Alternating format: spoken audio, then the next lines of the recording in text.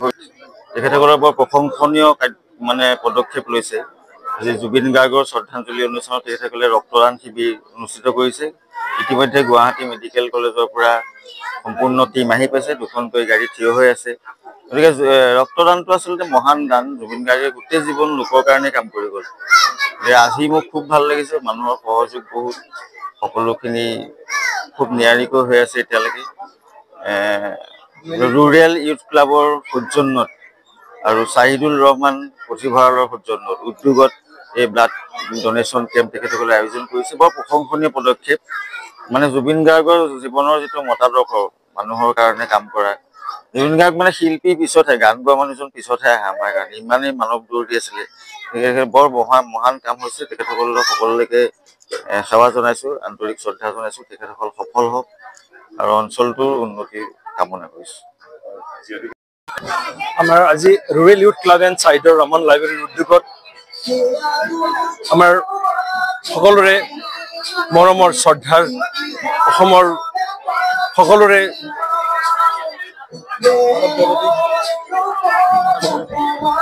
মানৱ দৰদী শিল্পী, আমাৰ হিয়াৰ স্পন্দন জুবিন গাৰ্গ ডাঙৰীয়াৰ সোঁৱৰণত আজি আমি ব্লাড ডোনেশ্যন কেম্প আয়োজন কৰিছিলোঁ। সেই অনুষ্ঠানত আমি আমাৰ সকলোৰে পৰিচিত আমাৰ জুবিন গাৰ্গ ডাঙৰীয়াৰ সহশিল্পী, বাদ্যযন্ত্ৰ শিল্পী ৰাজা বড়ো ডাঙৰীয়াক আমি আমন্ত্ৰণ জনাইছিলোঁ এই অনুষ্ঠানটো উদ্বোধন কৰাৰ কাৰণে। তেখেত আহি আমাৰ অনুষ্ঠানটো উদ্বোধন কৰিলে। লগতে আমি আমাৰ ৰুৰেল ইউথ ক্লাবৰ সকলো কৰ্মকৰ্তাক আমি ধন্যবাদ জ্ঞাপন কৰিছোঁ। লগতে আমাৰ স্থানীয় ৰাইজক, সকলো ৰাইজে আমাক সহায় সহযোগিতা আগবঢ়ালে। আশা কৰিছোঁ এই অনুষ্ঠানটো যাতে আমি ভালে ভালে পাৰ কৰিব পাৰোঁ।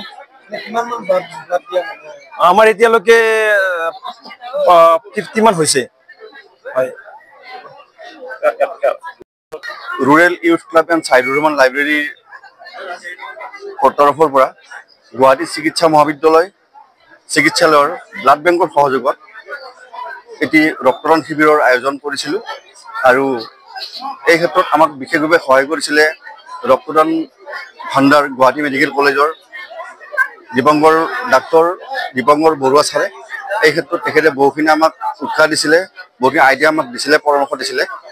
আৰু শেষত আমি গোটেইবিলাক ল'ৰা মিলি, আমাৰ মানে ক্লাবৰ গোটেইবিলাকে মিলি আমি এটা গ্ৰুপ সৃষ্টি কৰিছিলোঁ আৰু বহুতক আমি আগ্ৰহিত কৰিছিলোঁ ব্লাড ডোনেশ্যন কৰাৰ কাৰণে। আৰু সদশেষত আমি এতিয়ালৈকে